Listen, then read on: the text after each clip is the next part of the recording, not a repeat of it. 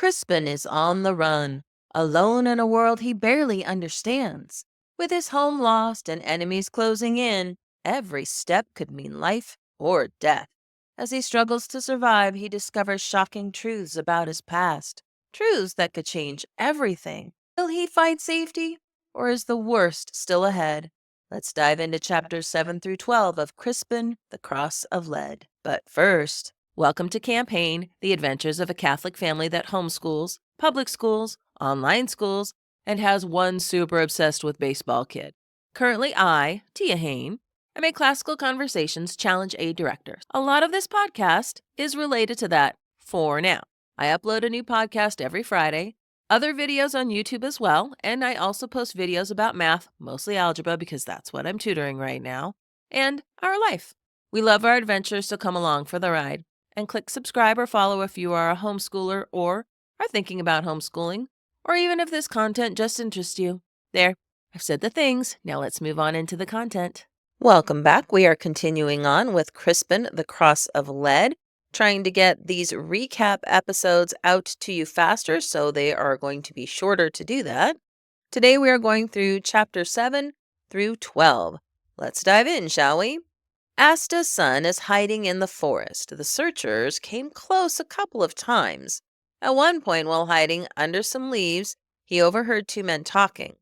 Asta's son was accused of some type of lunacy over his mother's death, which caused him to break into the manor house and steal money. Both men said they don't believe it, but the steward says it's so, and that's the end of it. Then the two men spoke of the horrible things the steward had done in the name of Lord Furnival. They prayed for Lord Furnival's return, and then they moved on. After hearing this, Asta's son was so worried he didn't move until after dark. After the curfew bell rang, and it was intensely dark, was when he finally dared to move toward the church. And realize we are still calling him Asta's son because we do not know his actual name yet. In the book, obviously we do because it's the title of the book. Anyway, that was the end of chapter 7. Let's continue on with chapter 8. This one's a little bit longer as far as the book goes because the chapters are pretty short. Father Quinel lived in an attached room behind the church. He was old and wizened. There was a rumor that he was an unwanted son of the previous Lord Furnival. He was provided the church living when he was just a boy. Father Quinel answered the door and was happy to see Asta's son. He led him inside the church and told him to claim sanctuary if anyone came. The church is then described. It looks like what we would think of as a small village Catholic-type church, even though this was back before there was the divide, so it was just the church. Then Father Quinel gave him some barley bread. Father Quinel and Asta's son talk about the accusations and what Asta's son did, saw, and heard in the forest. Then Father Quinel told Asta's son that Aycliffe declared him a wolf's head, which means he is considered not human and anyone can kill him.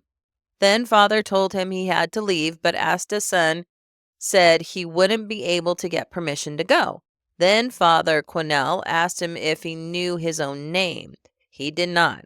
The father told him when he was baptized in secret with the name Crispin, but no one was to know that.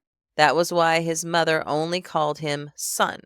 Then Father Quinel told him to leave and go find a city. If he could stay for a year and a day, he could be free. Crispin asked Father Quinel if God was angry with him or his mother.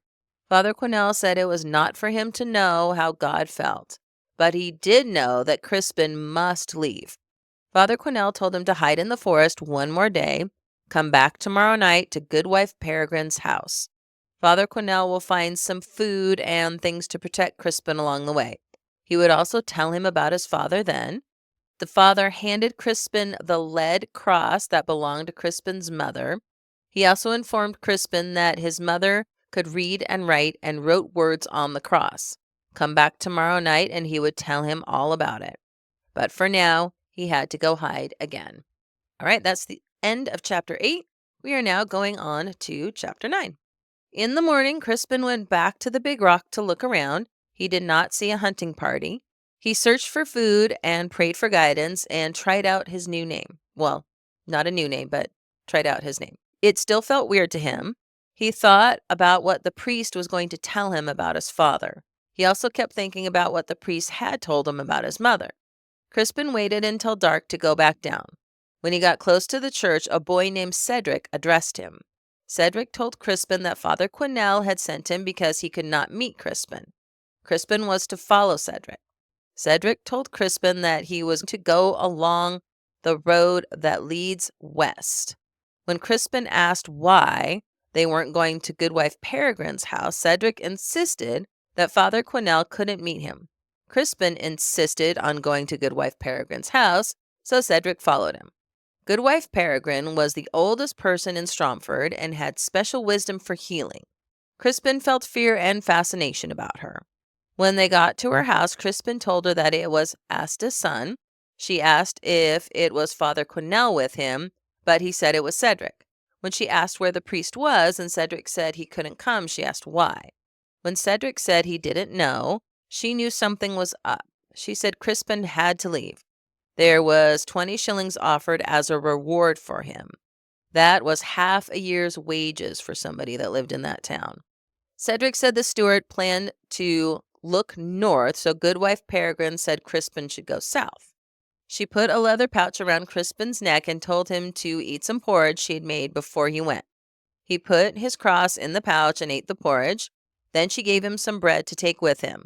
Then she pushed him out the door, saying, "God be with you, Asta's son." That is the end of chapter 9. Now we are moving on to chapter 10. As soon as they got outside, Cedric told Crispin not to go south because the steward said he was looking north, so it was probably a trick to get him to go south. He told him to go west, which would take him by the manor house, the last place anyone would think he would go. But Crispin wanted to go to the church first to see if Father Quinel was there, but no one was there. Then Cedric said maybe Father Quinel was on the other side of the river west. So Crispin went. After a bit, Crispin looked back and saw Cedric slowly backing away. Then, when he was gone, and 4 armed men with glaives and swords came in to block his way. As he turned back around, 4 more men blocked his way that way. It was a trap. And that's the end of chapter 10. Now we move on to chapter 11. Aycliffe yelled, "Asta's son," and yelled that he was a wolf's head and for someone to slay him. Crispin ran the only way he could see, which was toward the mill. He tried to climb up, but an arrow was shot and embedded in the timbers next to him. Then he dropped down and scrambled around the corner. The other side of the mill was completely dark.